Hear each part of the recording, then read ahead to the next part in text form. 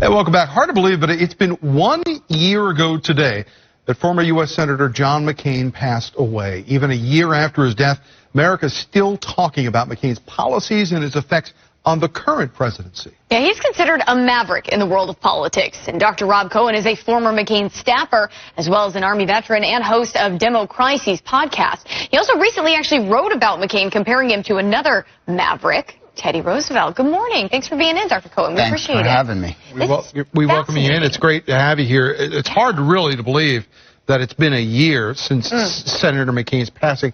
I covered him. I knew him a little bit, but I think even he would be surprised at how regularly he winds up in the political conversation. Even today. Yeah, a year after his passing, even today. Right. He gave advice to his son recently. He said, you know, the two biggest things to get you ahead are humility and inquisitiveness. And he was a very humble guy, but in reality, he was a unique individual. There are very few people that are able to consistently stand up and take a beating and keep fighting for the maverick causes against the establishment in the way he did. And we've really missed him in the last year. And I know that we really did. He really took on that maverick nickname kind of toward the end of his career and the end of his life. What put him into that echelon? I think, well, it was probably the consistency with which he fought for the right cause, did what was right instead of what was easy and what the party wanted him to do. Didn't toe the party line. I mean, I think it probably started when he was a POW.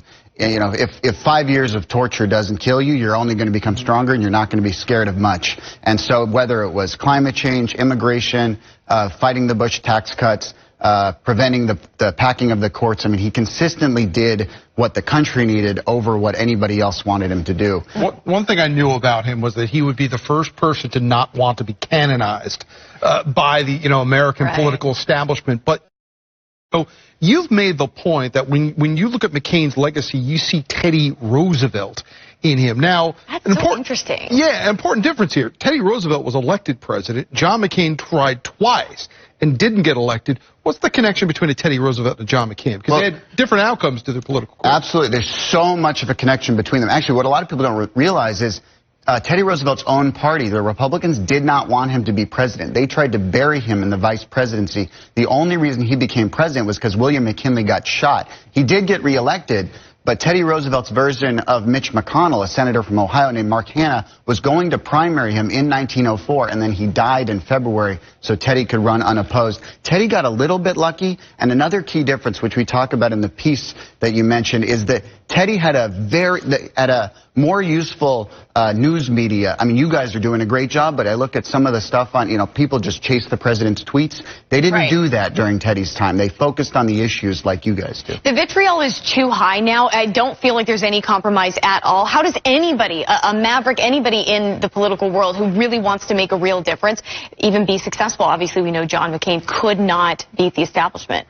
He did try. That's right. He didn't. And so the thing is, the Mavericks need help. And so we've really missed McCain over the last year. So it's really a time for others. He left some unfinished business after his untimely death. So all those of us, such as I would say some of the Republicans in the Senate, Lindsey Graham, Jeff Flake, who sort of have dropped the ball in the last year, they need to stand up and learn from the courage of that. And then he needs help. He needs help from the media. He needs help from the people to not just get caught up in whatever the president tweeted recently, but a focus on the burning down of the Amazon, which I was so glad to see you guys talk about recently, the hollowing out of the middle class, the effects of the trade war. Some of that's wired into your DNA, too. If you're going to be somebody who's a maverick, you need to keep at it and not just float in on one issue, float out on another.